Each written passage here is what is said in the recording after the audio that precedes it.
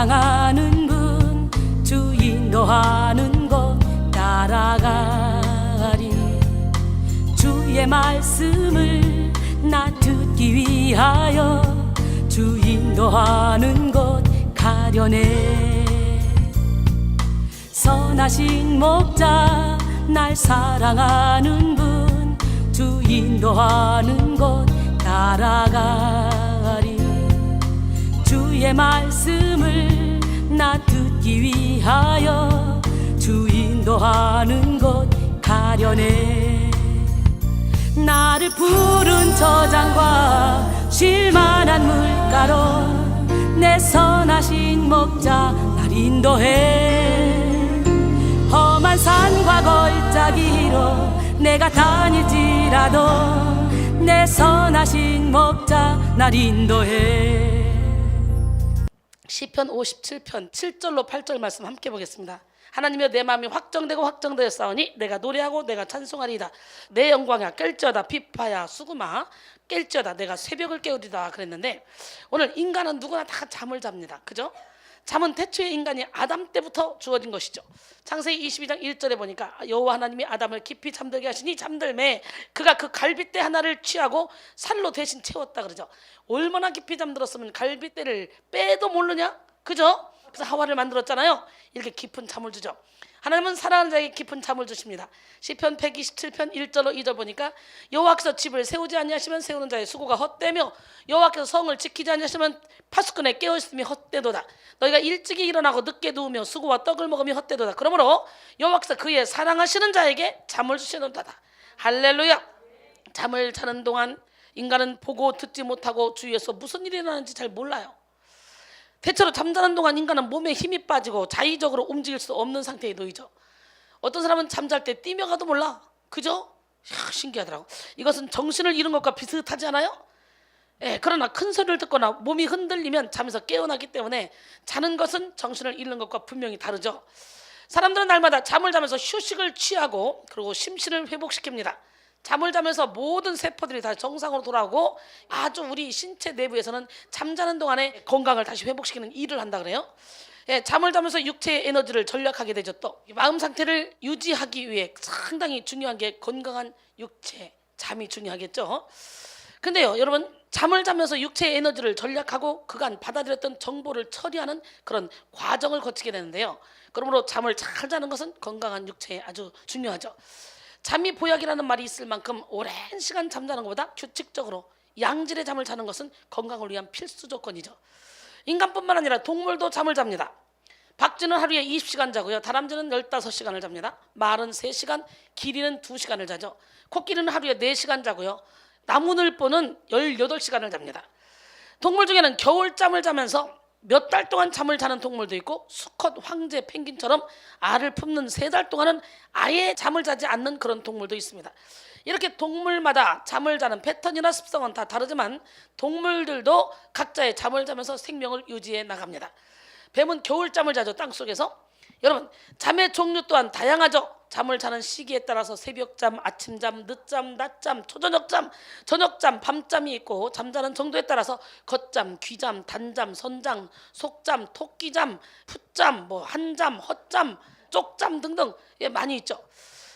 잠의 종류가 다양함에 따라 사람마다 다양한 수면 습관을 가지고 살아갑니다. 발명한 토마스 에디슨은요, 잠은 인생의 사치다라고 말하면서 하루에 4시간을 잤는데요, 그것도 여러 차례 나누어 잤다고 합니다. 내가 이걸 설교 준비하면서 어머, 나하고 똑같네. 이탈리아의 화가, 조각가, 건축가인 레오나르도 다빈치 역시 가능한 한 잠을 자지 않기 위해서 쪽잠을 나누어 잤는데 4시간마다 20분씩 잤다 그래요. 여러분, 이게 이해가 갑니까? 안 갑니까? 안 가죠? 여러분, 잠은 푹 자야 되죠? 근데 신기해요. 제가 해봤어요. 이야, 너무너무 힘들 때 딱 5분 10분 자면요 몸이 가뿐해져요. 5분 10분이 얼마나 단잠인지 남들 1시간 2시간 잔 것처럼 탁 이렇게 일어나죠. 우리 박준호 선수 그거 많이 경험했죠? 그러니까 잠을 길게 오래 잔다고 좋은 게 아니에요. 단잠을 자는 게 중요해요. 응? 우리 하나님은 살아계신데 4시간마다 20분씩. 그래서 내가 지금 보니까 토마스 에디슨도 그랬고 레오나르도 다빈치도 그랬고 이 사람들이 4시간을 자는데 쪽잠을 계속 잤다 그래요. 저거 똑같아. 영국의 윈스턴 처칠 총리는 주로 밤샘 작업을 하고요, 침대에서 낮잠을 자는 것이 오랜 습관이었는데 심지어 하원의 침대까지 갖다 놓고 낮잠을 잤다고 합니다. 예, 여러분 어때요? 저도 밤새고 낮잠 자잖아요. 이 유명한 사람들이 거의 나하고 똑같아. 쪽잠 자고 낮잠 자고. 김대중 대통령은 자동차 안에서 했다고 하잖아요. 이동하면서 움직이면서. 여러분 세계적인 팝 가수 머라이어 캐리는요, 목 관리를 위해서 가습기 20대를 틀어놓고 하루에 15시간 잤다고 해요. 근데 어쨌든 성경은 곳곳에서 우리에게 깨어있으라고 권면합니다. 깨어있으라고. 육적인 잠을 자지 말라는 얘기가 아니고 이 얘기는 영적인 잠을 자지 말라는 얘기예요. 영혼이 깨어있으라는 말이에요. 옆 사람 바로 영 깨라. 여러분 우리는 깨어있어야 돼요. 영이 깨어있어야 돼요. 골로새 4장 2절에 기도를 계속하고 기도에 감사함으로 깨어있으라. 아멘. 마태복음 25장 13절에 보니까 그런즉 깨어있으라. 너희는 그 날과 그 때를 알지 못하느니라 그랬어요. 여러분 살전 5장 5절 6절 너희는 다 빛의 아들이요 낮의 아들이라. 우리가 밤이나 어둠에 속하지 아니하나니 그러므로 우리는 다른 이들과 같이 자지 말고 오직 깨어 정신을 차리자. 여러분 영이 깨어 있으면요 죽음이 왜 두렵습니까? 사망아 너희의 승리가 어디 있냐? 사망아 너희 쏘는 것이 어디 있냐? 사망이 쏘는 건 죄요 죄의 권능은 율법이다. 우리는요 율법을 완성시킨 주님을 죄인으로 모시고 죄를 다 해결받으면 지금 전쟁이 와도 관계없어요. 더 좋지. 자살하면 지옥까지만. 전쟁이 일어나서 저절로 처음가면 얼마나 행복해. 그대로 옮겨지는데 아무것도 걱정할 필요 없어요. 여러분의 영혼은 잠자고 있지는 않습니까? 육체의 잠은 이렇게 육체의 건강 유지를 위해 필수적인 것이지만 영혼의 잠은 상당히 부정적인 의미를 가지고 있습니다. 적당한 육체의 잠은 건강에 이롭지만 영혼의 잠은 자면 안 돼요. 영혼의 잠은 영육의 건강에 해로운 거예요. 그렇기 때문에 잠을 잘 때 하나님 내가 육신은 피곤해 잠을 자지만 내 영은 깨어서 하나님과 교통교제하게 도와주세요. 이렇게 기도해야 돼요. 할렐루야. 예, 사실 하나님과의 거리가 멀어지면 멀어질수록 하나님과의 소통이 끊어지면 끊어질수록 우리의 영혼은 깊은 잠에 빠지게 되죠. 영혼의 잠은 결국 영혼의 죽음으로 이어집니다. 여러분의 영혼의 잠은 필요 없어요. 영혼은 항상 깨어 있어야 돼요. 24시간 깨어 있어야 돼요. 할렐루야. 그러므로 우리의 영혼은 늘 깨어 있어야 됩니다. 깨어 있을 때 더욱더 생생하게 더욱더 활력 있게 깨어 있어야 돼요. 하나님은 주무시지도 않고 졸지도 않는 분이잖아요. 하나님은 우리 안에 계시면 우리 영혼 절대로 잠잘 수가 없죠. 시편 121편 1절로 8절 보니까 내가 산을 향하여 눈을 들리라. 나의 도움이 어디서 올까? 나의 도움은 천지를 지으신 여호와께서로다. 아멘. 여호와께서 너를 실족하지 아니하게 하시며 너를 지키시는 이가 졸지 아니하시리로다. 이스라엘을 지키는 자는 졸지도 않으시고 주무시지도 아니하시리로다. 여호와는 너를 지키시는 이시라. 여호와께서 내 오른쪽에서 내 그늘이 되나니 낮의 해가 너를 상하게 하지 아니하며 밤의 달도 너를 해치지 아니하리로다. 여호와께서 너를 지켜 모든 환난을 면하게 하시며 또 내 영혼을 지키시리로다. 여호와께서 너의 출입을 지금부터 영혼까지 지키시리로다. 할렐루야. 하나님은 너를 지키시는 자 너의 우편에 그늘 되시니 낮의 해와 밤의 달도 너를 해치 못하리. 하나님은 너를 지키시는 자 너의 환난을 면케하시니 그가 너를 지키시리라. 너의 출입을 지키시리라. 눈을 들어 산을 보아라. 너의 도움 어디서 오나. 천지 지으신 너를 만드신 여호와께로다. 하나님은 너를 지키시는 자 너의 우편에 그늘 되시니 낮의 해와 밤의 달도 너를 해치 못하리. 하나님은 너를 지키시는 자 너의 환난을 면케하시니 그가 너를 지키시리라. 너의 출입을 지키시리라. 눈을 들어 산을 보아라. 너의 도움 어디서 오나. 천지 지으신 너를 만드신 여호와께로다.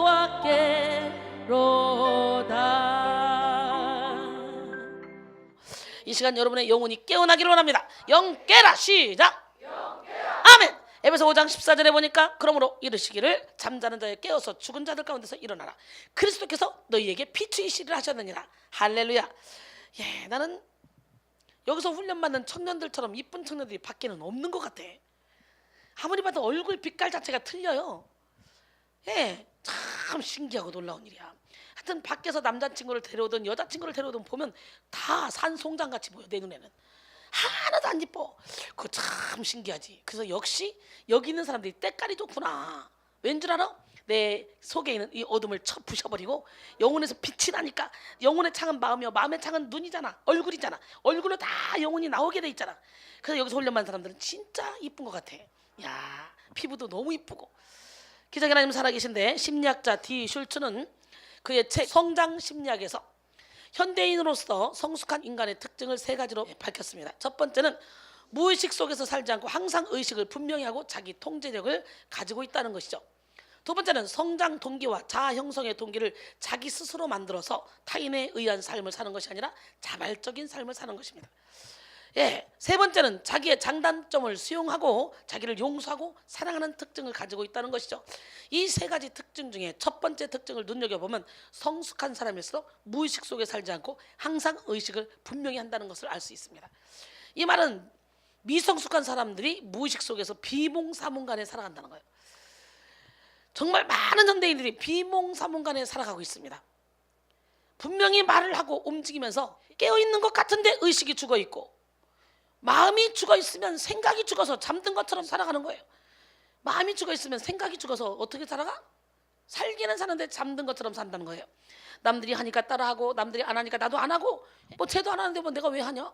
그러면서 자의식을 갖지 못하는 그런 사람들이 참으로 많이 있습니다. 비몽사몽간에 살아가는 사람, 이런 사람은요 보통 눈빛이 탁하고요 움직임이 둔합니다. 살 소망이 안 보여요. 한마디로 동태 눈깔처럼. 내가 봤잖아.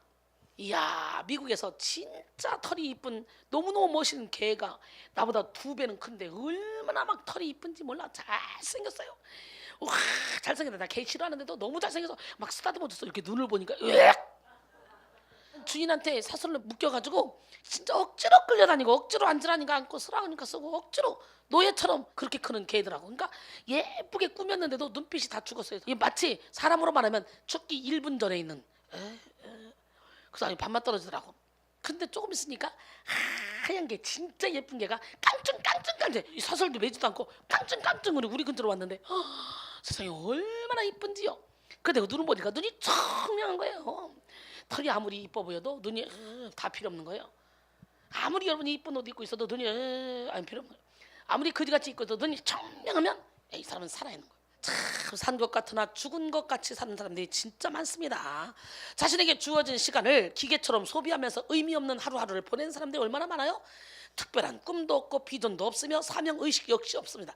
근데 저는요 돈 셀 시간도 없고 가방 뒤질 시간도 없고 가방 정리할 시간도 없고 누구 만날 시간도 없고 카톡할 시간도 없고 전화 누가 길게 문자 오면 하트 하나 넣어주면 그거 엄청나게 잘해주는 거예요. 내가 그럴 시간도 없이 살아요. 왜? 설교 준비하고 영상 작업하고 기도하고 이게 내 삶의 다란 말이에요. 그런데도 이렇게 행복하네? 왜? 하나님이 주신 비전 꿈 저는 그걸 안고 있으니까 내 몸이 녹아나서 이대로 내가 착 하다 보면 내가 롤모델로 착 우리 제자들에게 이런 모습을 보였으니까 벌써 김미리 목사님 이 모습을 그대로 따라오고 있잖아요. 똑같이 따라오고 있어요 지금. 멋쟁이 하나님 기적의 하나님은 살아계십니다. 나는 여러분 모두가 다 좀 눈이 청명하기로 원해요. 저보고 눈 이쁘다는 소리 참 많이 하는데 못생겼어요 눈이요.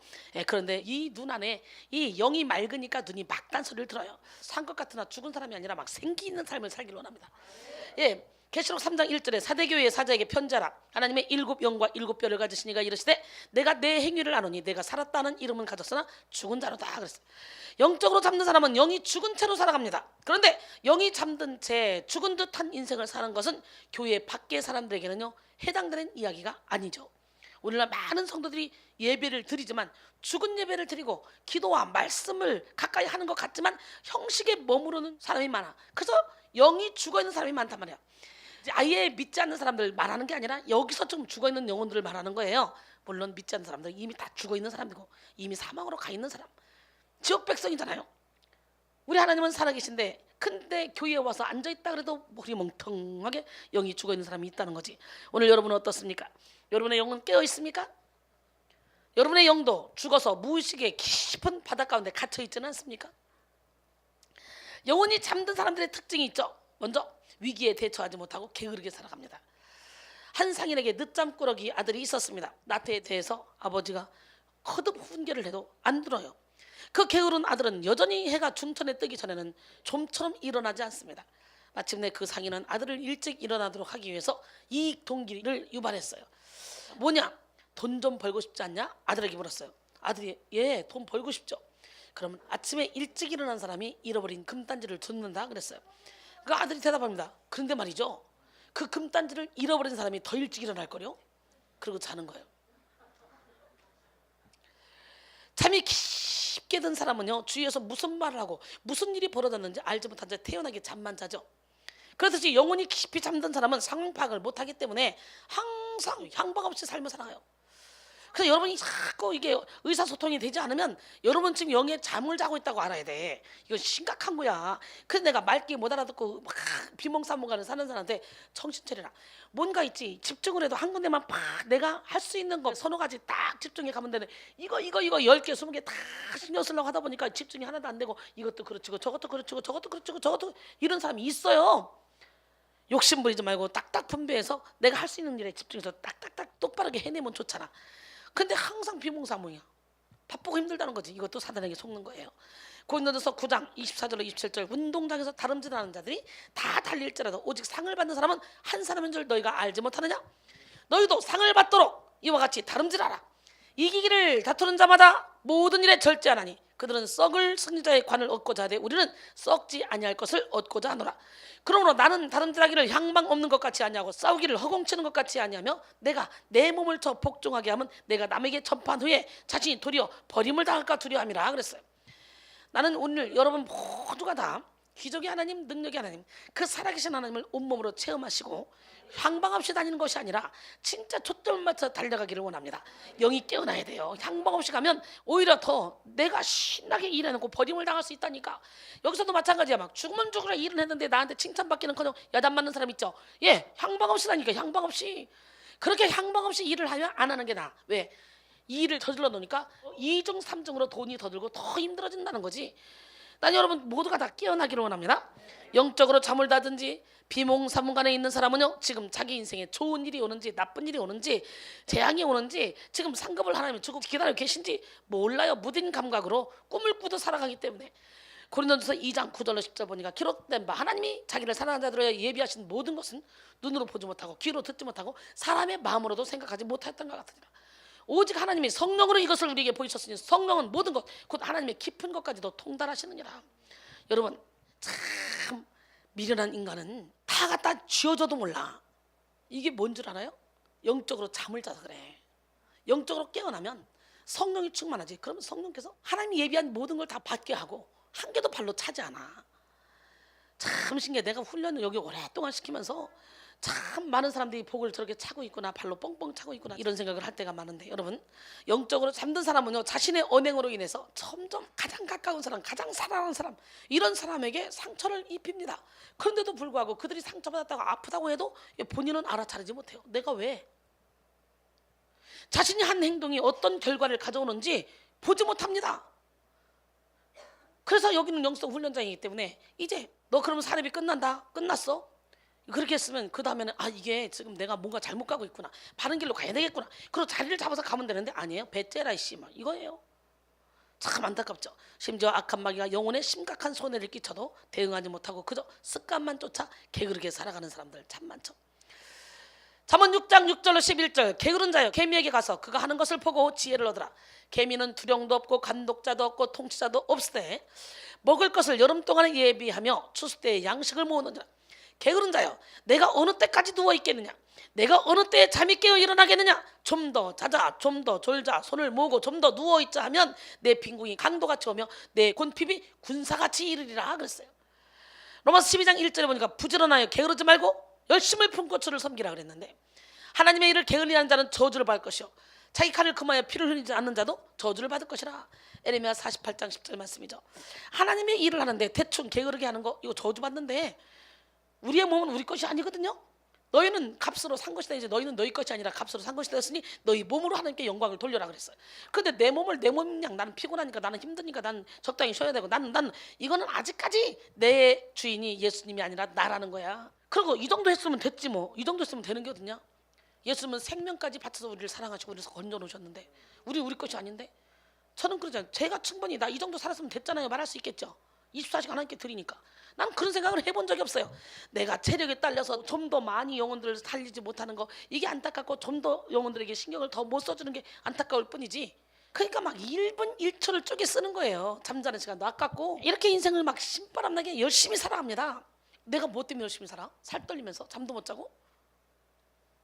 인정받으려고? 전혀 아니잖아요. 하나님께서 내게 맡겨준 사명이기 때문에, 내 몸은 주님 것이기 때문에 부르심의 상을 위해서 달려가는 거예요. 할렐루야.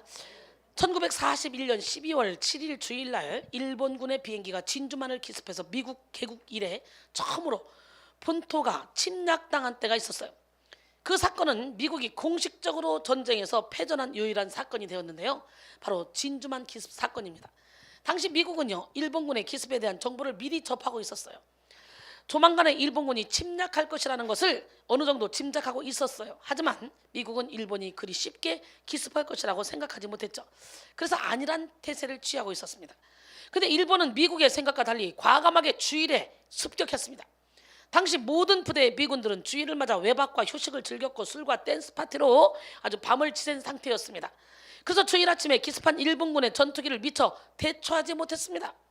물론 때마침 레이더 조종을 연습하던 어떤 견습병이 레이더를 통해 태평양 쪽에서 많은 비행기가 오고 있는 것을 보고 재빨리 상부에 연락을 취했지만, 상부에서 온 응답은 이겁니다. 아군 내 연습기일지 모르니까 상관없어. 이렇게 안일하게 있었어요. 그런데 이내 일본군 전투기들이 기습해서 진주만을 일시에 폭격했으며 미국 군인들은 미처 잠에서 깨어나 대처할 능력도 없이 가만히 앉아서 그냥 기습을 당하고 말았어요. 이로 인해 정박 중이던 전함 애리조나호는요 10분 만에 침몰되어 타고 있는 병사 1200명이 그대로 수장이 됐으며 12척의 미 해군 함선이 피해를 입거나 침몰했고 188대의 비행기가 격추되거나 손상을 입었으며 2403명의 군인과 68명의 민간인이 사망자가 발생했어요. 우리는 영적인 잠을 자면 안 돼요. 육적으로도 잠을 자고 비몽사몽이면 전쟁에 피하잖아요. 우리는 육적인 전쟁보다 더 무서운 영적 전쟁 중에 있습니다. 그렇기 때문에 영적으로 깨어 있어야 돼요. 재림을 준비한다고 재림론에 빠지는 것은요 하나님의 뜻이 아니에요. 그건요 사람들을 평안을 뺏어가요. 그거를 보고 거기에 들어가면요 사람들이요 하나님의 뜻대로 살지 못합니다. 그래서 어떤 사람은요 전 재산 팔아가지고 막 산속으로 들어가고 뭐 어디 바다로 가고 뭐 어디로 가고 막 그러면서 재림 준비한다고 막 정리하는 사람들도 있더라고. 기가 막힙니다. 여러분, 말세는 예수님이 태어날 때부터 말세야.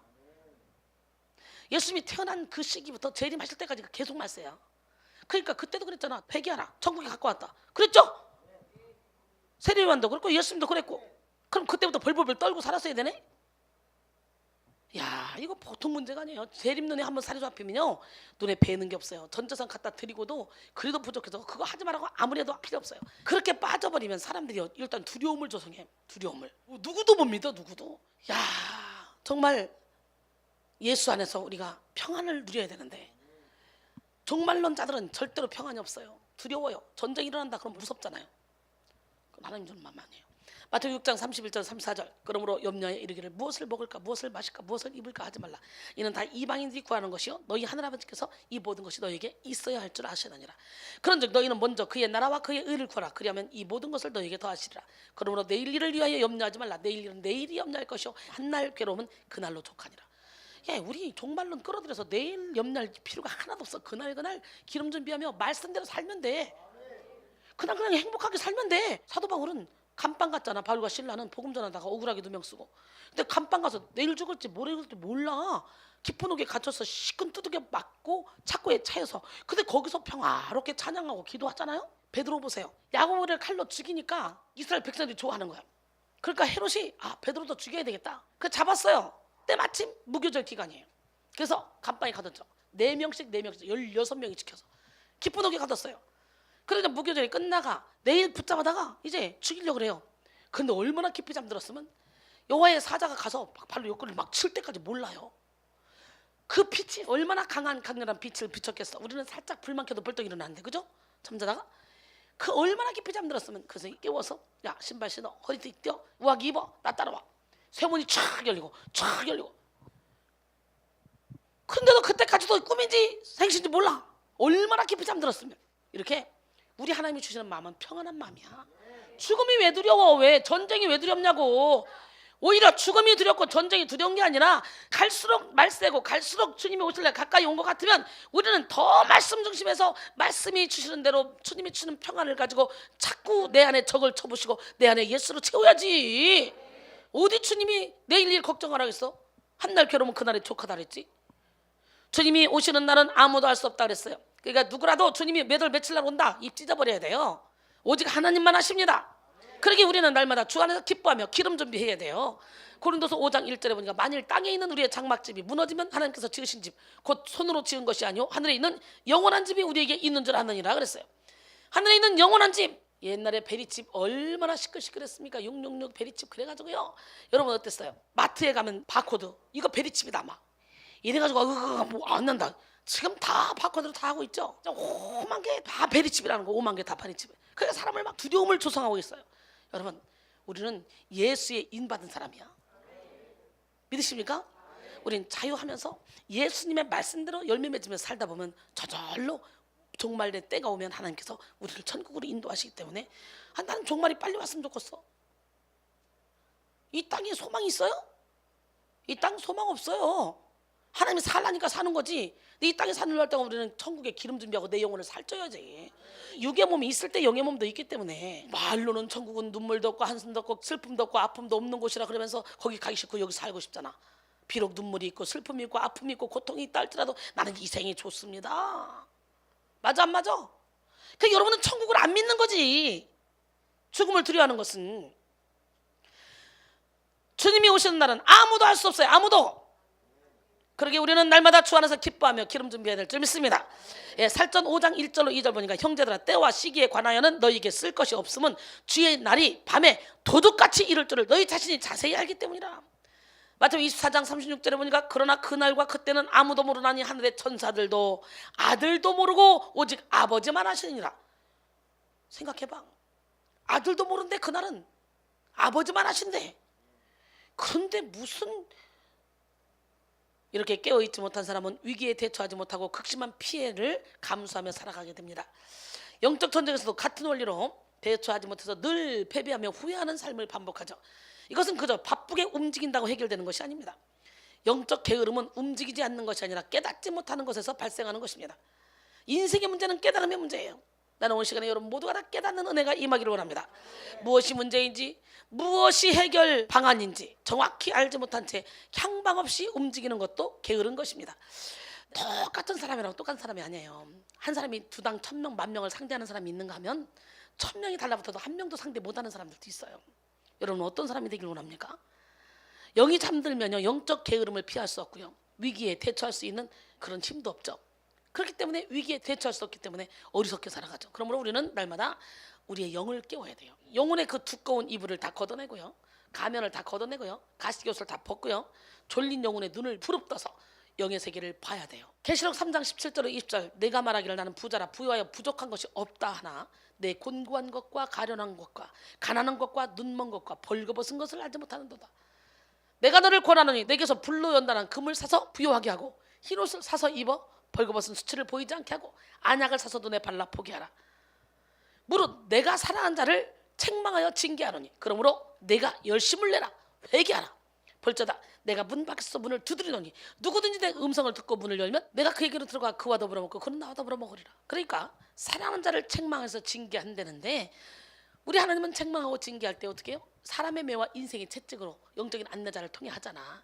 그래서 사랑하기 때문에 징계하고 책망하면 나만 가지고 그래, 또 나만 가지고 그래. 겉으로는 네네 잘못했어요 네네 하는데 안 고치죠. 그 얘기는 그냥 지나가는 소리고 또 잔소리 또 시작하네. 그리고 자기는 자기 스타일대로 그냥 사는 거죠. 근데 이게요 10년 20년 이거 100년 가도 똑같더라고요. 안 변해. 안 변하는 사람은. 근데 하나님이요 깨닫지 못하게 해놨대. 완악한 사람, 목이 곧은 사람 아예 그냥 가려버렸대. 봐도 보지 못하고 들어도 듣지 못하고 깨닫지 못하도록. 그러니까 여기 와 앉아있어도 곰탱이처럼 깨닫지 못하고 맨날 향방 없이 다니는 사람이 있다면 오늘 빨리 회개하시고 마음을 여시고 하나님이 책망할 때 감사해야 돼. 아예 어떨 때는 책망이고 보고 상대도 하고 싶지 않은 그런 사람도 있어요. 스스로 깨달을 때까지. 그래도 책망해주고 야단 쳐주고 하면요 그건 엄청나게 감사한 거야. 이 시간 여러분 모두 영혼이 깨어남으로 영적 감각이 활성화되기를 원합니다. 에베소 1장 17절로 19절 우리 주 예수 그리스도의 하나님 영광의 아버지께서 지혜와 계시의 영을 너희에게 주사 하나님을 알게 하시고 너희 마음의 눈을 밝히사 그의 부르심의 소망이 무엇이며 성도 안에서 그 기업의 영광이 풍성함이 무엇이며 그 힘의 위력으로 역사심을 따라 믿는 우리에게 베푸신 능력의 지극히 크심이 어떠한 것을 너희로 알게 하시기를 구하노라 그랬어요. 오늘 여러분 모두가 다 지혜와 계시의 영이 임해야 돼. 제가 예배당에 발을 딛자마자 이 영이 임했잖아요. 이게 어떤 영이야? 성령님이잖아요. 예, 그래야 마음의 눈이 밝혀지고 하나님을 알게 되고 부르심의 소망을 알게 되고 하나님이 예비하신 축복을 받게 되는 거예요. 골로새 1장 9절로 12절 보니까 이로써 우리도 듣던 날부터 너희를 위하여 기도하기를 그치지 아니하고 구하노니 너희로 하여금 모든 신령한 지혜와 총명에 하나님의 뜻을 아는 것으로 채우게 하시고 주께 합당하게 행하여 범사에 기쁘시게 하고 모든 선한 일에 열매를 맺게 하시며 하나님을 아는 것에 자라게 하시고 그의 영광의 힘을 따라 모든 능력으로 능하게 하시며 기쁨으로 모든 견딤과 오래 참음에 이르게 하시고 우리로 하여금 빛 가운데서 성도의 기업의 부분을 얻기에 합당하게 하신 아버지께 감사하게 하시기를 원하노라. 나는 오늘 시간에 여러분 모두가 다 지혜와 총명이 임하기를 원합니다. 하나님 예비하신 축복을 받을 수 있는 능력이 임하기를 원합니다. 깨달음의 은혜가 임하기를 원합니다. 예, 향방 없이 다니지 말고 초점을 탁 맞춰서 가야지. 근데 어쩜 그렇게 말을 안 듣는지 보니까 말을 안 듣는 게 아니라 모르더라고요. 베드로전서 5장 8절로 9절 근신하라 깨어라 너희 대적 마귀가 우는 사자같이 두루다니며 삼킬 자를 찾나니 너희는 믿음을 굳건하게 하여 그를 대적하라. 이는 세상에 있는 너희 형제들도 동일한 고난을 당하는 줄 알미라 그랬어요. 여러분 마귀 새끼는 아주 교묘하게 대적해 옵니다. 제가 맨날 얘기하잖아요. 아무리 맞는 말이라도 그 사람에게 안 맞으면 틀린 말이거든요. 그잖아. 여러분 이제 1살 먹은 애기한테 야 너 일어나 빨리 똥 닦고 오줌 닦고 네가 밥해서 먹어. 인간이라면 그렇게 해야지. 그 정신병자 아니야? 영적으로도 마찬가지야. 영적으로 갓난아기는 몰라. 당연한 말 진짜 맞는 말을 해줘도 못 알아들어. 들을 기가 없어. 왜? 모르니까 이 새끼를. 그잖아요? 그러니까 나는 맞는 말 했는데 왜? 나 억울해. 그리고 그걸 꼭 하고 끝까지 갖고 있는 거예요. 끝까지 갖고 있다 무슨 일만 터지면 그게 그때 왜 내가 잘못인데 그때 내가 왜 잘못인데 이러고 또 따져. 그러니까 변화가 안 되는 거예요. 고쳐지지 않는 거예요. 깨닫지를 못해. 깨닫지를. 돌짝도 그런 돌짝이 없어 세상에. 그러니까 그걸 상처로 끌어안고 있다가 비슷한 사건만 나오면 막 들이받아버리지. 어떻게 보면 좋아. 여기 그런 사람들 많아요. 아무리 맞는 말이라도 상대방이 먹을 수 없을 때 하면 그건 틀린 말. 내 생각은 무조건 틀리다. 영적인 안내자가 이렇게 해서 이건 이래서 이런 거야. 그러면 내가 분명히 맞는 말을 했는데도 영적인 안내자가 네 말이 맞는데 저 사람에게는 지금 저 사람 수준에는 그걸 못 먹어. 그러니까 지금 그 사람한테 그런 말하면 시험 들어. 그렇게 말하면 예 그렇군요. 그 내가 맨날 예를 들어주잖아. 1살 2살 먹은 애한테 돈 벌어와라 설거지 쳐라. 그게 또라이지 뭐냐. 영적으로도 마찬가지다 그러잖아. 제발 부탁인데 자기 안에 갇혀 살지 마세요.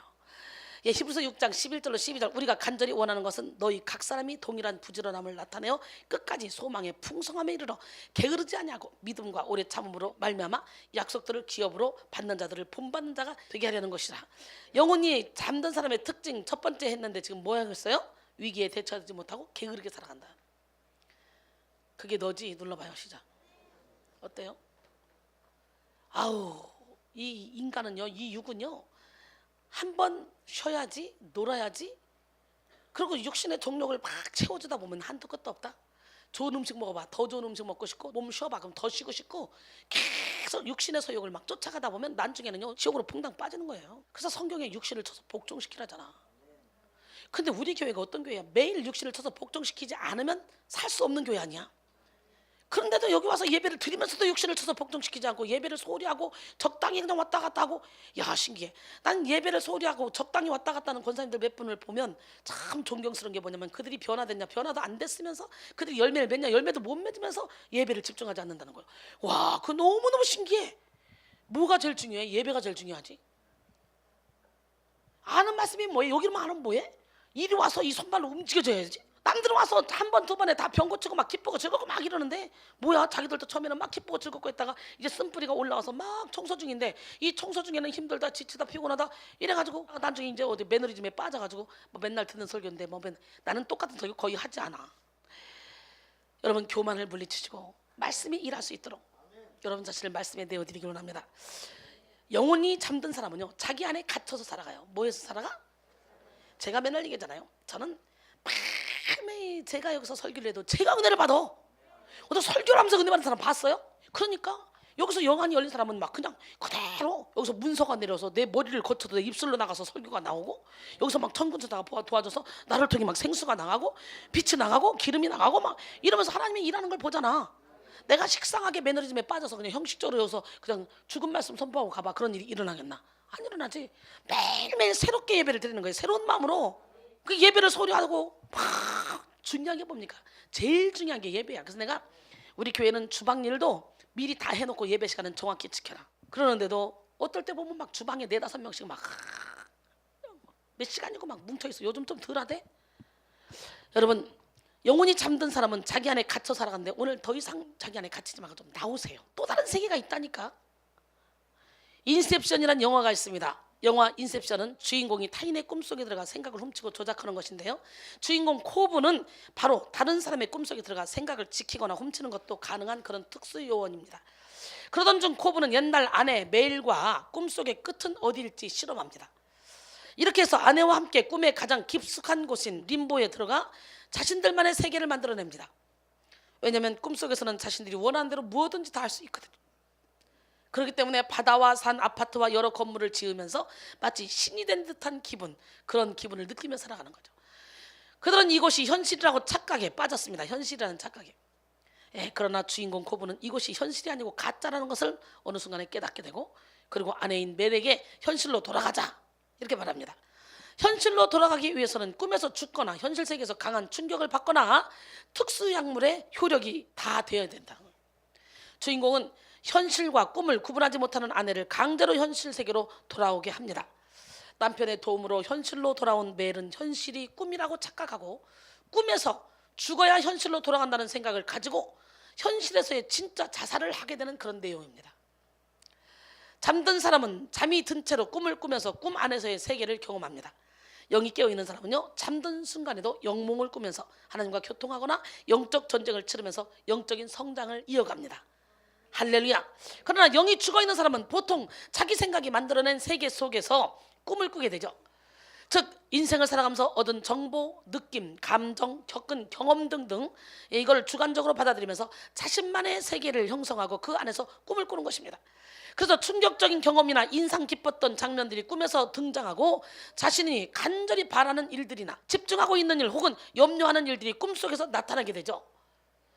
이런 경우의 꿈은 한정된 그런 자기 세계 속에서 꿈을 꾸면서 자기의 생각을 확인해 나가는 그런 과정이라고 할 수 있습니다.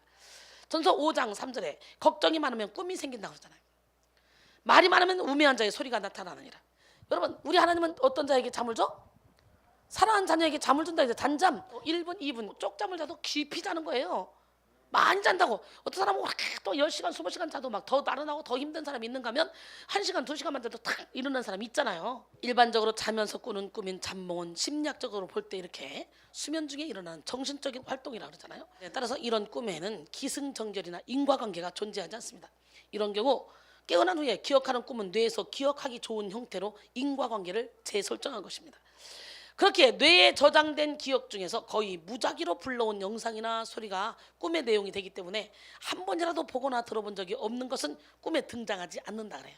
그런데 영혼이 잠든 사람들은 실제적인 꿈에서만 자기 세계 속에 사는 것이 아니라 일상생활도 자기 안에 갇혀서 살아가게 된다는 거지. 객관적인 자기 자신을 보지 못하고 자기 주관 속에서 자기가 만든 생각 속에 갇혀서 살아간다는 거예요. 이런 경우는 대부분이 자기 상황을 왜곡해서 인식합니다. 지나치게 자신을 불쌍하게 여기거나 비현실적으로 두려움을 느끼고 불안을 느끼기도 합니다. 또는 착각 속에 빠져서 스스로를 과도하게 높이 평가하고 지나친 자기애에 빠져서 자신에게만 집중하는 모습을 보이기도 하죠.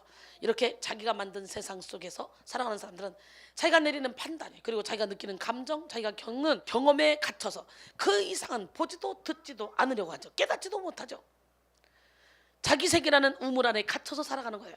오늘 예수 이름으로 자기 세계에서 벗어나오길 원합니다. 그래서 내 안에 적을 쳐부시자는 거예요. 이렇게 자기 안에 갇혀서 살아가는 사람들은 객관적으로 자기 자신을 보지 못하기 때문에 자꾸만 자기 입장에서만 생각하게 되는 거예요.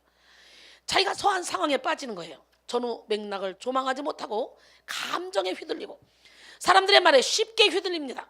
영혼이 깨어난다는 것은 자기가 만든 세계에서 나온다는 거예요. 자기 스스로 자기가 만든 세계에 갇혀 있다가 거기서 틀을 깨고 나온다는 거예요. 우리 영상에다가 김수덕 집사님이 간증 넣었더라고.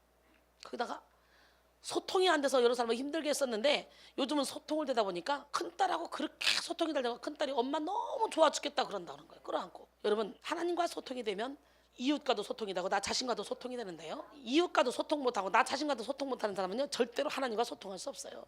그러니까 그 사람은 여기 와서 앉아있어도 예배 못 드려. 그러니까 자꾸 딴짓만 하고 돌아다니는 거지. 예배에 집중이 안 되는 거지. 앉아있으면 뭐해. 생각이 딴 데가 있는데 계속 한 귀로 듣고 한 귀로 세고 그러니까 안 변하는 거예요. 우리 설교는요 한 번만 들어도 변하게 돼 있어. 안 그래요? 저는 시간마다 얼마나 은혜가 되는지 몰라. 난 막 내가 은혜를 많이 받아. 내가 설교를 하면서 영혼이 깨어난다는 것은 자기가 만든 세계에서 나오는 건데 언제까지 안 나오고 그렇게 갇혀 있을 건데. 옆 사람 바라시고 언제까지 갇혀 있을 건데. 아유 50이 넘으면 가리키려고 하들들 말라고 하더니 진짜 맞는 말이야. 50이 넘으면 아니라 내가 쭉 계산하고 들어가 보니까 40 넘으면 가리키려고 말해야 되겠더라고요. 그래서 어린애들은 빨리 자기 틀을 깨고 올라오는데 이 어르신들은요 깬 것 같아도 다시 자기 안에 또 들어가고 그러더라고. 속 터져. 그러니까 맨날 그냥 망치로 두드려 패고 그냥 막 다이나마이트로 막 터트려야 되고 막 아우 진짜 힘들어요. 옆 사람 바라보시고 존말할 때 죽읍시다. 깨집시다. 자신의 생각대로 자기를 보는 것이 아니라 하나님의 관점에서 자신을 바라보는 것이 깨어난 영혼의 특징입니다. 영혼이 깨어있는 사람은요 늘 예수 그리스도의 음성에 따라 생각하고 하나님의 말씀의 거울 앞에 자신을 객관적으로 비춰봅니다. 그래서 상황에 빠지거나 자기 생각에 빠지는 것이 아니라 하나님의 말씀을 기준으로 삼고 자기를 객관화시킵니다. 이 시간 여러분의 영혼이 깨어남으로 여러분의 자아 속에 머물렀던 생각이 진리 안으로 들어가는 역사가 일어나기를 원합니다. 자기 세계에서 나와서 진리 안으로 들어갈 때 두려움은 소망으로, 슬픔은 기쁨으로, 불안은 평안으로 변하게 될 줄 믿습니다. 이사야 61장 1절로 3절 주 여호와의 영이 내게 내리셨으니 이는 여호와께서 내게 기름을 부으사 나를 보내사 가난한 자에게 아름다운 소식을 전하게 하려 하심이라. 나를 보내사 마음이 상한 자를 고치며 포로된 자에게 자유를, 갇힌 자에게 노임을 선포하며 여호와의 은혜의 해와 우리 하나님의 보복의 날을 선포하여 모든 슬픈 자를 위로하되 곧 무릇 시온에서 슬퍼하는 자에게 화관을 주어 그 죄를 대신하고 기쁨의 기름으로 그 슬픔을 대신하고 찬송의 옷으로 그 근심을 대신하시고 그들이 의의 나무 곧 여호와께서 심으신 그 영광을 나타낼 자라 일컬음을 받게 하려 하십니다. 그랬어요. 오늘 여러분에게 기름이 부어져야 돼. 부어봐 한번. 주 여호와께서 내게 기름을 부으사 나를 보내서 가난한 자에게 아름다운 소식을 전하게 하시고 마음 상한 자를 고치시고 포로된 자에게 자유를, 갇힌 자에게 노임을, 슬퍼하는 자에게 위로와 기쁨을, 근심한 자에게 찬송의 옷을 입히는. 누구 통해? 나를 통해. 아멘. 그 다음에 영혼이 잡는 사람은요 고립된 삶을 살아가요. 무슨 삶? 대체적으로 그렇잖아요. 우울증 걸려봐 고립돼 있어. 누구하고도 상대 안 하려고 그래. 방구석에 박혀서 딱 문 걸어 잠고 있잖아요. 깊은 잠에 빠진 사람은 옆 사람과 소통할 수가 없습니다. 대화가 안 돼요. 주위 사람들이 아무리 이야기를 하고 떠들어도 잠든 사람에게는 아무런 소리도 들리지 않죠. 마찬가지로 영혼이 잠든 사람은 자기 안에 갇혀 살아갈 뿐만 아니라 타인과의 관계에서도 고립된 삶을 살아갑니다. 다른 사람에게 진정으로 마음을 열거나 다른 사람들과 더불어 공동체 의식을 갖지 못한 채 오직 자기 자신만을 위한 그런 이기적인 삶을 살아가죠. 생각의 영역에서, 대화의 영역에서, 활동의 영역에서 자신과 타인 사이에 명확한 경계선을 그어버리고 그리고 부분적이고 제한적인 소통만을 이어가는 것이죠. 우리 인간은요 영적인 동물이에요. 그렇기 때문에 내가 온 마음 다해 그냥 있는 모습 그대로 상대방에 대하면 상대방도 그렇게 열고 들어오게 돼 있어요. 근데 그렇지 못하기 때문에 부분적으로만 소통이 되는 거죠. 세계에서 가장 큰 열차 사고는 1994년 1월 3일 스페인의 레온에 있는 엘토로 터널에서 생긴 사고일 것입니다. 500여 명 이상이 죽은 사고였는데요. 이 열차는 기관차를 앞과 뒤를 달고 다니는 긴 여객 열차였습니다. 사고가 난 이날 열차가 엘토로 터널에 들어갔을 때 앞쪽 기관차가 갑자기 섰습니다. 앞 기관차가 섰을 때 뒤 기관차는 터널 밖으로 끌어내기 위해 후진을 시작했습니다. 바로 그때 앞 기관차가 고장난 것을 바로잡고 차를 앞으로 끌기 시작했습니다. 뒤에서는 뒤로 끌고 앞에서는 앞으로 끌고 이거 어떻게 되겠어요? 그런 동안 두 기관차끼리의 의사소통이 되지 않았던 것이죠. 양쪽 기관차는 차가 움직이지 않기 때문에 얼마 동안 더욱 속력을 냈습니다. 수백 명의 사람들이 터널 속에서 두 기관차가 반대 방향으로 줄다리기를 하고 있는 동안 승객들은 기관차에서 뿜어내는 일산화탄소를 마시고 죽게 된 것입니다. 기가 막히잖아요. 소통이 안 되면 이렇게 되는 거예요. 우리 교회에 소통이 안 돼봐 아무것도 안 돼. 소통을 하면 어떻게 해? 주의 중심으로 뭉쳐서 얘기를 해야지. 내 옆에 있어야 소통이 되는 거야. 내 마음대로 내가 이게 맞을 거야, 이게 맞을 거야, 이것만 내 마음대로 막 하고 나서 문제를 탁탁탁 일으키지 말고. 이렇게 영혼이 잠든 사람은 자기 자신을 넘어서는요 소통할 수가 없어요. 듣고 싶은 말만 듣고 자기가 하고 싶은 이야기만 하고 진정한 의미의 소통이 되지 않습니다. 이것은 하나님과의 관계에서도 마찬가지예요. 영혼이 잠든 사람은 기도하면서도 자기 욕심의 소리를 들어요. 자기가 듣고 싶은 소리, 설교를 들어도 자기가 원하는 말씀만 들어요. 그리고 은혜 받았다고 착각합니다. 여러분, 하나님이 자신에게 들려주시는 진리의 말씀보다 자기 자아가 찾던 위로와 합리적인 그런 말씀만 붙잡는 것이죠. 이런 사람은 오랜 시간 동안 신앙생활을 해도 삶의 변화가 없습니다. 오히려 자기 고집과 아집만 더해갈 뿐. 로마서 12장 2절에 너희는 이 세대를 본받지 말고 오직 마음을 새롭게 함으로 변화를 받아 하나님의 선하시고 기뻐하시고 온전하신 뜻이 무엇인지 분별하도록 하라 했어요. 할렐루야. 잠언 28장 9절에 보니까 사람이 귀를 돌려 율법을 듣지 아니하면 그의 기도도 가증하니라 그랬어요. 그러게 하나님이 싫어하시는 행동을 하면서도 그것이 죄인들도 모르고 사탄의 도구로 쓰임받으면서 기도만 한다고 앉아있으면 가증하다는 거예요. 그 기도조차도. 잠언 6장 16절로 19절까지 보니까 여호와께서 미워하시는 것 곧 그의 마음에 싫어하시는 것이 옛일곱 가지니 곧 교만한 눈과 거짓된 혀와 무죄한 자의 피를 흘리는 손과 악한 자의 계교를 꾀하는 마음과 빨리 악으로 달려가는 발과 거짓을 말하는 망령된 증인과 형제 사이를 이간하는 자다 그랬어요. 근데 이 하나님이 가장 싫어하는 것을 하면서도 양심에 화인 맞아서 자기가 그런 삶을 살고 있는지도 모르는 사람들 정말 많죠. 영혼이 잠들어 있는 사람은 육신의 정욕과 안목의 정욕과 이생의 자랑을 쫓아갑니다. 눈에 보이는 걸 쫓아갑니다. 요한서 2장 15절로 17절 보니까 이 세상이나 세상에 있는 것들을 사랑하지 말라. 누구든지 세상을 사랑하면 아버지의 사랑이 그 안에 있지 아니하느니 이는 세상에 있는 모든 것이 육신의 정욕과 안목의 정욕과 이생의 자랑이니 이는 다 아버지께로부터 온 것이 아니요 세상으로부터 온 것이라. 이 세상도 그 정욕도 지나가되 오직 하나님의 뜻을 행하는 자는 영원히 거하느니라. 할렐루야. 그렇기 때문에 여러분이 시간이 가면 갈수록 육신의 정욕, 안목의 정욕, 이생의 자랑이 없어져야 되는 거지. 점점점 그런 욕심이 생긴다 그렇다면 여러분 지금 잘못 가고 있는 거예요. 여기서 훈련 받으면 뭐해? 진펄과 개펄은 소생하지 못해. 아무리 생수가 올라가도. 그러나 영혼이 깨어있는 사람은 자기 안에 갇혀있지 않습니다. 하나님과 소통하고 이웃과 소통하고 자기 자신과 소통하고 인생을 행복하게 신바람나게 살아갑니다. 영혼이 깨어있는 사람은 알을 깨고 나온 새처럼 모든 존재를 향해 자유롭게 날아갈 수 있습니다. 예, 자기 영혼을 향해 이웃의 영혼을 향해 그리고 하나님의 임재 속으로 자유롭고 깊게 소통의 날개를 쓰라며 날아갈 수 있습니다. 그래서 진정한 의미에서 공감, 이해, 소통을 이루는 삶을 살게 되는 거죠. 결과적으로 영혼이 깨어있는 사람은 자기 혼자 이 세상을 살아가는 것이 아님을 알고 자신과 세상의 연대성에 눈을 뜨게 되죠. 공동체 의식을 가지고 다른 사람의 고통에 귀를 기울이고 다른 사람의 상황과 처지에 동참하며 다른 사람의 영혼을 살리는 그런 삶을 살게 되죠. 또한 창조의식을 가지고 하나님의 뜻을 이루며 살아가게 됩니다. 없는 거 가지고 붙잡잖아요. 우리 하나님이 나를 통해 무슨 일인지 할 수 있다. 우리 하나님은 창조의 하나님이다. 나는 그 하나님을 붙잡고 제 창조의 역사를 익힐 것이다. 할렐루야. 그런 맥락에서 깨어있는 영혼은 사랑한다고 할 수 있어요. 사랑. 깨어있는 영혼은요 모든 사람을 품고 사랑합니다. 예, 영혼이 깨어있는 만큼 자기 자신을 사랑하고 이웃을 사랑하고 하나님을 사랑하게 되고, 사랑은 모든 것을 다 덮을 수 있고, 할렐루야. 사랑은 율법의 완성이잖아요.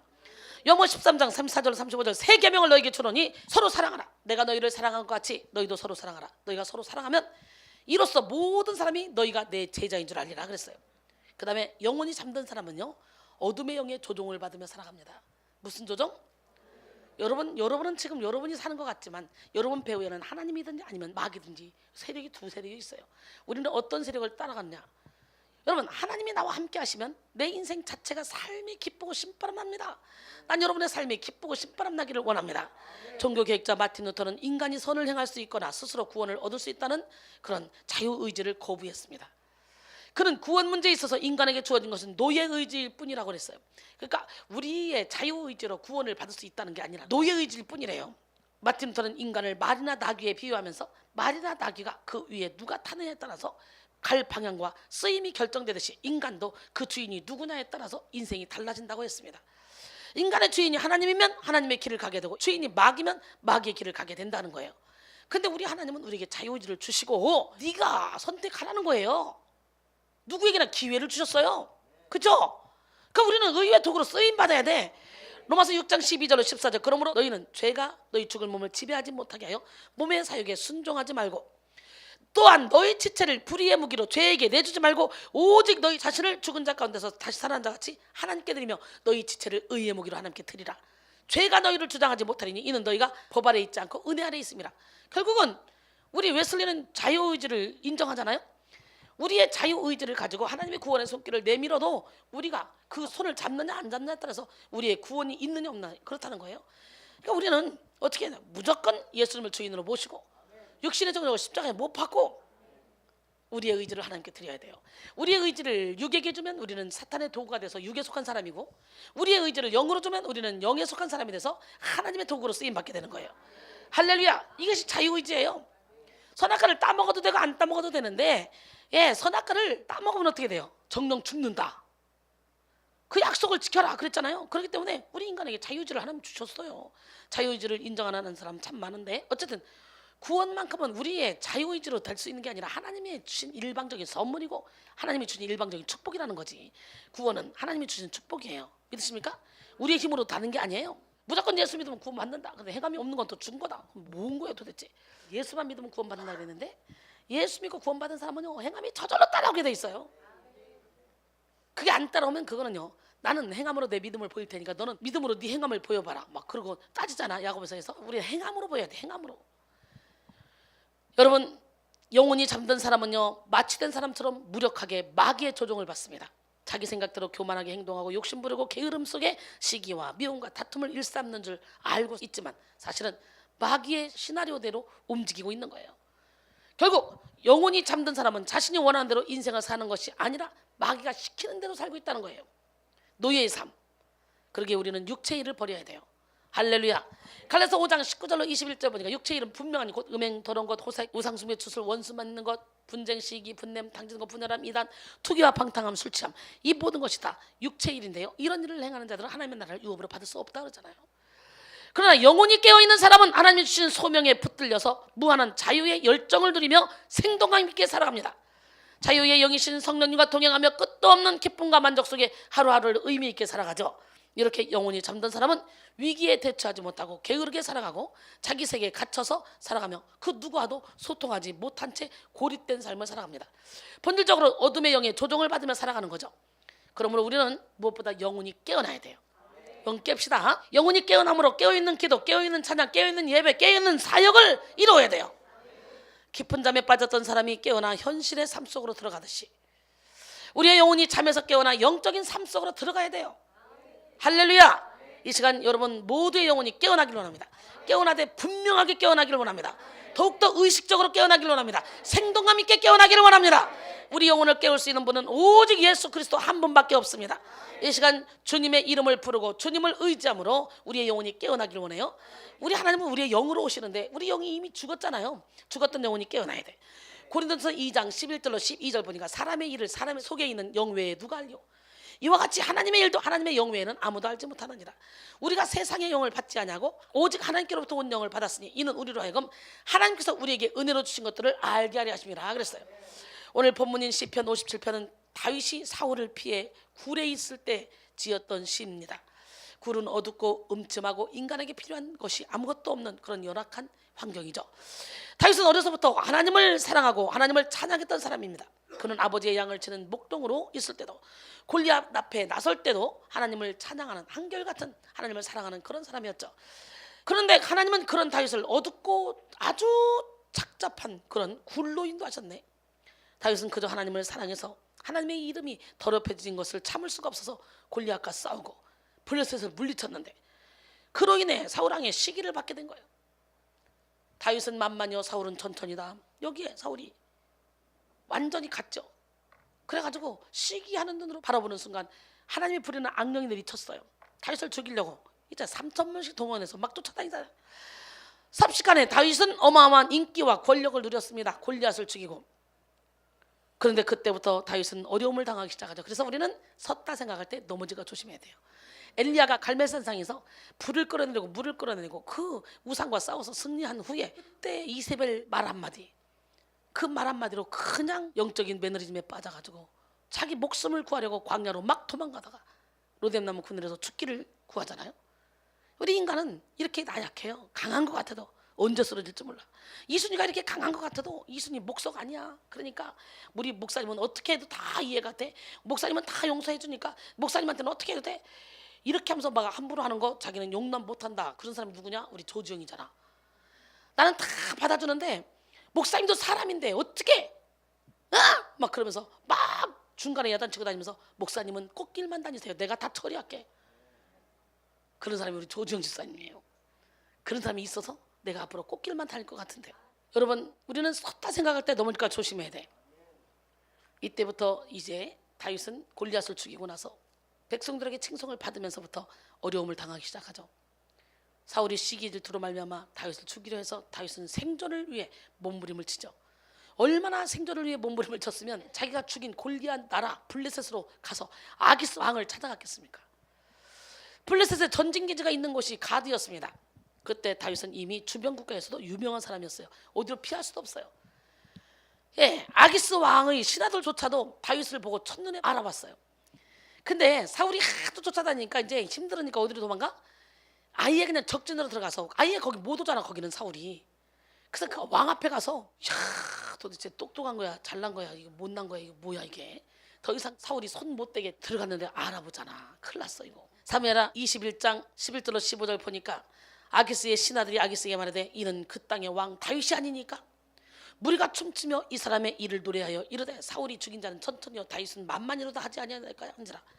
다윗이 이 말을 그의 마음에 두고 가드왕 아기스를 심히 두려워하여 그들 앞에서 그 행동을 변하여 미친 체하고 대문짝에 끄적거리며 침을 수염에 흘리며 상상 한번 해봐.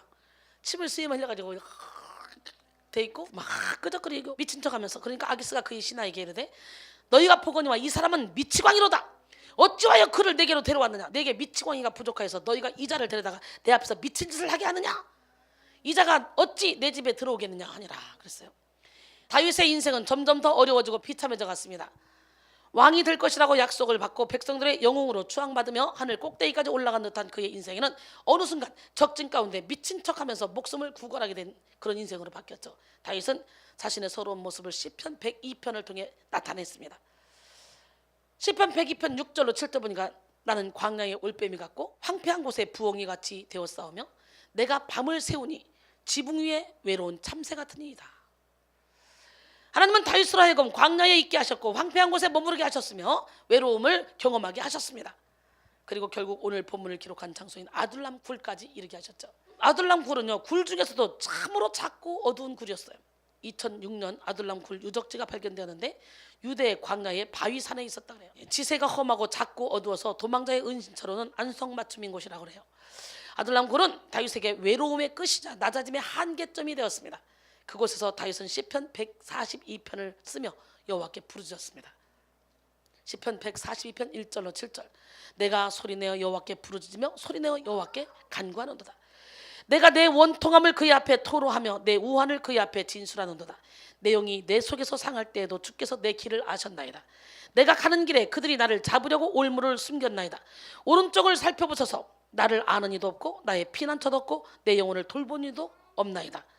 여호와여, 내가 주께 부르짖어 말하기를 주는 나의 피난처시요 살아있는 사람들의 땅에서 나의 분깃이라 하였나이다. 나의 부르짖음을 들으소서. 나는 심히 비천하니이다. 나를 핍박하는 자들에게서 나를 건지소서. 그들은 나보다 강하니이다. 내 영혼을 옥에서 이끌어내사 주의 이름을 감사하게 하소서. 주께서 나에게 갚아주시리니 의인들이 나를 두르리이다. 그랬어요. 이렇게 다윗은 아둘람굴에서 부르짖는 기도를 이어갔습니다. 그는 아둘람굴에서 기도함으로 자신의 원통함과 우환을 쏟아내고 자신의 상한 마음을 고스란히 다 표현했어요. 그렇게 아둘람굴에서 울려 퍼졌던 다윗의 부르짖는 기도는 점차 다윗의 영혼을 깨워갔고 다윗에게 크고 은밀한 일을 보게 하는 능력이 되었습니다. 사랑하는 여러분, 지금 여러분의 인생이 아둘람굴과 같고 어둡고 절망스러운 곳에 다다랐습니까? 외로움과 절망이 여러분의 영혼을 짓누르고 있지는 않습니까? 이 시간 다윗처럼 기도해 보십시오. 진실하게 부르짖으며 영혼의 진액을 짜내서 기도해 보십시오. 기도는 영혼을 깨우는 호흡입니다. 에레미야 33장 2절로 3절, 이를 행하시는 여호와, 그것을 만들어 성취하시는 여호와, 그의 이름을 여호와라는 이가 이와 같이 이르시는도다. 너는 내게 부르짖으라. 내가 내게 응답하겠고 내가 알지 못하는 크고 은밀한 일을 내게 보이리라. 아멘. 다윗은 아둘람굴에서 처절하게 기도했습니다. 허리가 끊어질 듯 부르짖었고 사자가 포효하듯 외치며 기도했습니다. 그러자 다윗의 형제와 아버지의 온 집이 아둘람굴에 다윗을 찾아오기 시작했어요. 여러분, 사무엘상 22장 1절로 2절 보니까 그러므로 다윗이 그곳을 떠나 아둘람굴로 도망하며 그의 형제와 아버지의 온 집이 듣고 그리로 내려가서 그에게 이르렀고 환난당한 모든 자와 빚진 모든 자와 마음이 원통한 자가 그에게로 모였고 그는 그들의 우두머리가 되었는데 그와 함께한 자가 400명가량이었더라. 할렐루야. 사실 다윗은 다윗의 집안에서 특별하게 인정받던 사람이 아니었잖아요. 사무엘 선지자가 왕으로 기름 부을 자를 찾아서 다윗의 집에 갔죠. 근데 다윗의 아버지 이새는요, 다윗을 목동 그냥 양치라고 놔두고 다윗만 빼놓고 다른 아들을 다 사무엘에게 보였습니다. 다윗은 눈에 띄지 않는 그런 막내 목동에 불과했다는 거죠. 다윗이 아버지의 심부름으로 전장에 나갔을 때도 형들의 도시락을 갖다 주러 갔는데 골리앗을 상대하려 하려고 하니까 다윗의 큰형 엘리압이 무시를 하잖아요. 그런데 이제 외로움 속에 울부짖으며 기도하고 있는 다윗에게 가족들이 몰려오기 시작하는 거예요. 하나님은 다윗의 기도를 들으시고 다윗의 마음을 위로해 줄 수 있는 가족들을 보내주신 것입니다. 그리고 이어서 많은 사람들이 아둘람굴에 숨어있는 다윗을 찾아 들어왔습니다. 온갖 힘든 역경에 빠져있는 사람들이 다윗에게 몰려왔는데 그 숫자가 400명. 먼저 환난당한 모든 자가 왔죠. 역사적 정황을 살펴볼 때 환난당한 자는 사울의 학정으로 인해서 정치적 고통을 당하며 발붙일 곳을 잃어버린 사람들이라고 볼 수 있어요. 또 빚진 자는 나라의 경제 시스템이 잘못되어서 구조적으로 빚을 질 수밖에 없고 또 그 빚 때문에 가족이 해체되어 도망다니는 등 보금자리를 잃어버린 사람이라고 할 수 있어요. 노력해도 빚을 해결할 수 없는 그런 절망에 빠진 사람들, 또 마음이 원통한 자는 마음의 상처는 너무 큰데 그 누구에게도 말할 수 없어. 그래서 그 어디에도 기댈 곳이 없는 그런 사람. 이런 상처를 가지고 있는 사람들은 어떤 일이나 사건이 자신의 상처를 자극하면요, 초인적인 힘을 발휘해서 성질을 부리며 사는 경우가 많죠. 그 온전한 사람이 아니에요. 다 지금 한에 맺힌 사람들이 모인 거예요. 이 사람들은 자기 상처에 묶여서 무엇이 정이며 무엇이 하나님의 뜻이며 무엇이 가야 할 길이며 무엇이 잘 사는 건지 몰라. 전혀 지각이 전혀 없어. 상처만 건들면 모든 판단력을 상실해서 자기 상처를 주인 삼아 살아가는 사람들이에요. 지금 다윗을 찾아온 400명이 모두 이렇게 환난당한 자, 빚진 자, 마음이 원통한 자들이에요. 그렇게 다윗의 아둘람 공동체를 만들었는데요, 그야말로 상처 덩어리, 억울함 덩어리, 연약함 덩어리로 오합지졸로 아둘람 공동체가 만들어진 것입니다. 다윗은 이 400명을 데리고 예배하기 시작합니다. 세상 교육이나 군사훈련을 시킨 것이 아니라 하나님만 바라보며 하나님께 기도하고 하나님을 찬양하는 일에 집중하기 시작합니다. 오늘 본문은 이들이 아둘람굴에서 부른 찬송 내용이에요. 시편 57편 7절로 8절 오늘 본문이죠. 하나님이여, 내 마음이 확정되고 내 마음이 확정되었사오니 내가 노래하고 내가 찬송하리이다. 내 영광아 깰지어다. 비파야 수금아 깰지어다. 내가 새벽을 깨우리로다. 할렐루야. 그들은 먼저 자신의 마음을 하나님께로 확정했습니다. 세상과 자기의 뜻을 구했던 헛된 마음을 내려놓고 오직 하나님만을 구했습니다. 본문 7절에 확정되다, 이거는 히브리어로 나콘인데요, 확고하게 세워지다라는 뜻입니다. 그들은 오직 하나님께 견고하게 뿌리를 내리고 흔들림 없이 세워진 그런 믿음을 소유하기 위해서 결단했습니다. 시편 108편 1절로 5절, 하나님이여 내 마음을 정하였사오니 내가 노래하며 나의 마음을 다하여 찬양하리로다. 비파야 수금아 깰지어다 내가 새벽을 깨우리로다. 여호와여 내가 만민 중에서 주께 감사하고 문나라 중에서 주를 찬양하오리니 주의 인자하심이 하늘보다 높으시며 주의 진실은 궁창에까지 이르나이다. 하나님이여 주는 하늘 위에 높이 들리시며 주의 영광이 온 땅에서 높임 받으시기를 원하나이다 그랬어요. 그리고 본문의 깰지어다에 해당하는 우라의 원형 우르는 자신을 일으키다, 분발하다 또는 깨어나라, 일어나라 라는 뜻으로 자기 영혼의 깨우침과 분발을 촉구하는 내용입니다. 다윗이 여기서 영혼이란 표현을 사용한 것은 그것이 영광의 하나님을 만나고 대화를 나누는 인격의 지성소이기 때문이에요. 오늘 여러분의 영혼이 깨어나야 돼요. 영적 측면에 있어서 영혼이 잠들어 있어서 하나님과 대화가 단절되어 있는 사람은 살아있는 사람이 아니라 죽어있는 사람이에요. 여기 와 있어도 필요 없어요. 영이 깨어 있어야 돼요. 또한 내가 새벽을 깨우리로다 라는 표현은 문학적 표현으로 자신이 새벽마다 깨어서 하나님을 찬양하겠다는 의미로 이해해야 돼요. 즉 새벽에 찬란한 태양이 밝아옴에 따라 어둠이 자취를 감추는 것처럼 자신이 울리는 그런 찬양을 통해 그 스스로의 심령을 깨울 뿐만 아니라 암울하고 고통스러운 상황을 이겨나가야겠다는 의미도 함축되어 있습니다. 사랑하는 성도 여러분, 확정된 마음은 인생의 탄식을 찬송으로 바꾸는 비결이죠. 확정된 마음은 마음의 의지적 결단을 의미합니다. 우리의 마음에는요, 세 가지 중요한 요소가 있어요. 바로 지식의 영역, 그 다음에 감정의 영역, 의지의 영역. 우리 신앙생활은 이 세 가지 영역의 균형을 필요로 합니다. 여러분, 제대로 믿기 위해 정확한 지식을 가지고 있어야 되고, 마음을 동원한 사랑과 믿음이 있어야 되며, 의지적 결단과 분별이 있어야 됩니다. 이 시간 여러분에게 지정의의 그런 균형 잡힌 확신이 있기를 소망합니다. 지식의 확신, 감정의 확신, 의지의 확신으로 여러분의 영혼을 깨우기를 바랍니다. 로마서 8장 35절로 39절 보니까 영이 깨어 있으면요, 누가 우리를 그리스도의 사랑에서 끊으리요? 환난이나 공고나 박해나 기근이나 적시나 위험이나 칼이라. 기록된 바 우리가 종일 주를 위하여 죽임을 당하게 되며 도살당할 양같이 여김을 받았나이다 같으니라. 그러나 이 모든 일에 우리를 사랑하시는 말미암아 우리가 넉넉히 이기느니라. 내가 확신하노니 사망이나 생명이나 천사들이나 권사들이나 현재이나 장래이나 능력이나 높음이나 다른 어떤 피조물이라도 우리를 우리 주 그리스도 예수 안에 있는 하나님의 사랑에서 끊을 수 없느니라 그랬어요. 다윗을 리더로 세운 아들람 공동체 400명은 오로지 기도와 찬양에 집중했고 이에 따라 믿음의 확신을 이루어갔습니다. 그리고 그들은 본문 8절과 같이 명령했습니다. 내 영광아 깰지어다. 비파야 수금아 깰지어다. 내가 새벽을 깨우리로다. 할렐루야. 여기서 영광은 히브리어로 카보드인데요, 이는 영광과 명예를 뜻하지만 문맥에 따라서 영혼을 가리키는 그런 시적인 표현으로 쓰이기도 합니다. 시편 7편 5절에 보니까 원수가 나의 영혼을 쫓아 잡아 내 생명을 땅에 짓밟게 하고 내 영광을 먼지 속에 살게 하소서. 시편 30편 12절에 이는 잠잠하지 아니하고 내 영광으로 주를 찬송하게 하심이니 여호와 나의 하나님이여 내가 주께 영원히 감사하리이다. 그러므로 오늘 본문의 영광은 자기 영혼을 가리킨다고 보는 것이 적절합니다. 다윗과 아둘람 공동체는 자기 영혼을 향해서 깰지어다 명령했죠. 오늘 시간에 여러분의 영혼이 깨어야 돼요. 그동안 온갖 상처 속에 억울하고 힘든 상황 속에 눌려서 죽은 것과 같았던 그런 자기 영혼에게 깨어나라고 명령한 거예요. 이런 자기 영혼을 향한 명령은 오늘 우리에게도 필요합니다. 바쁜 일상 속에 잠든 영혼, 습관과 형식에 갇혀서 잠든 영혼, 절망과 외로움 속에 잠든 영혼을 향해서 명령해 보십시오. 내 영혼아 깨어라. 내 영혼아 깰지어다. 너는 여호와를 바랄지어다. 강하고 담대할지어다.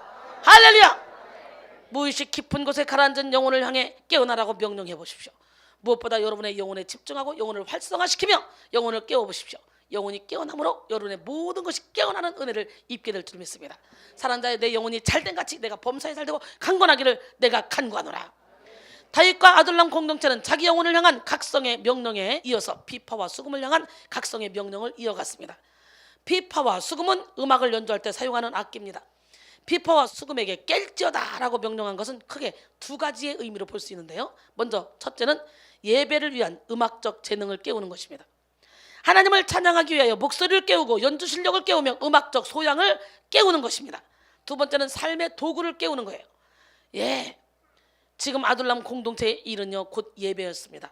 그래서 비파와 수금이 그들의 삶의 도구였습니다.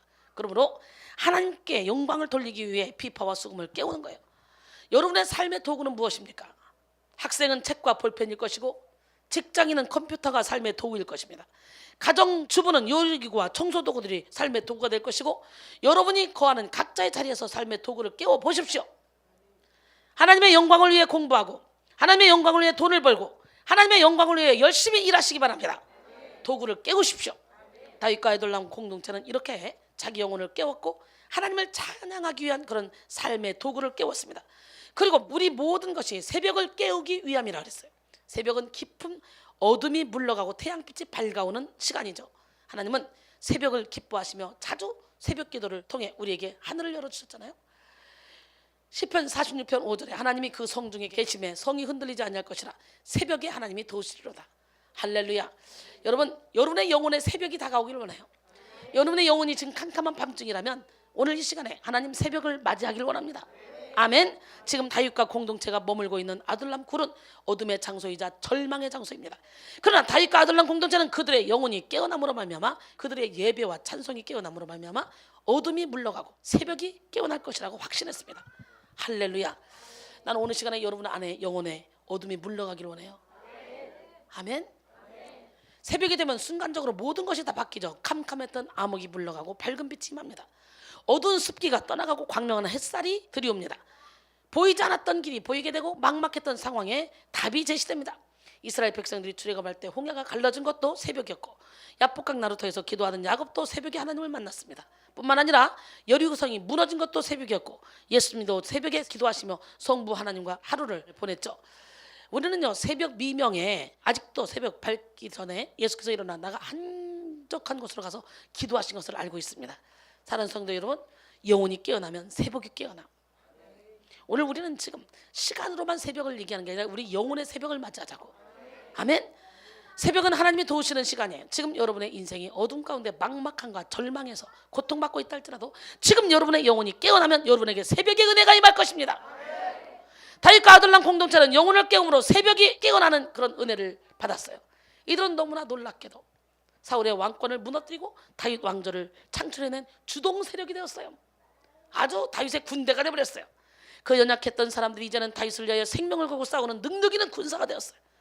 아둘람 공동체는 단지 정권 창출의 세력만으로서가 아니라 메시아가 오실 그런 다윗 왕조의 나라를 건강한 정치와 경제, 사회가 되도록 이끌었던 사람들로 우뚝 섰습니다.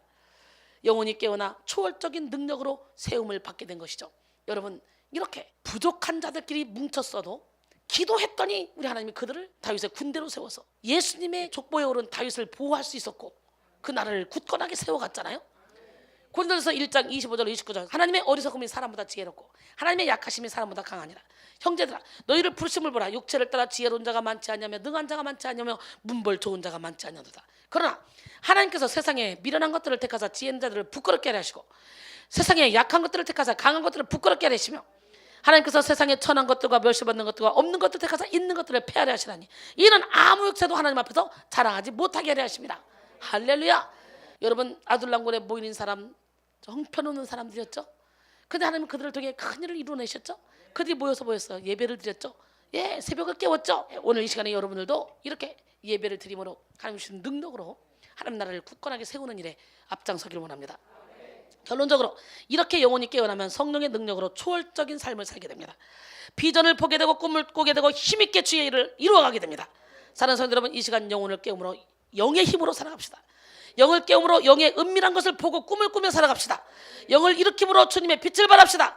영혼이 깨어남으로 비파와 수금이 깨어남으로 새벽을 깨우는 우리 모두가 되기를 주님의 이름으로 축원합니다. 할렐루야. 옆 사람은 우리는 승리했습니다. 하나님은 당신을 사랑하십니다. 하나님은 살아계십니다. 아멘. 예, 영 깨라. 영 깨놔야 돼. 내 영이 주를 찬양합니다. 내 영이 주를 찬양합니다. 내 영이 주를 찬양합니다. 내 영이 주를 찬양합니다.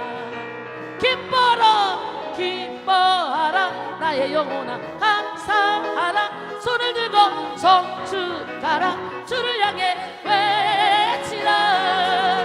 기뻐하라 나의 영혼아 감사하라. 손을 들고 성축하라. 나의 영혼아. 내 영이 영이 주를 내 영이 주를 찬양합니다. 내 영이 주를 찬양합니다. 내 영이 주를 찬양합니다. 내 영이 주를 찬양합니다. 기뻐라 기뻐하라 나의 영혼아 감사하라 손을 들고 성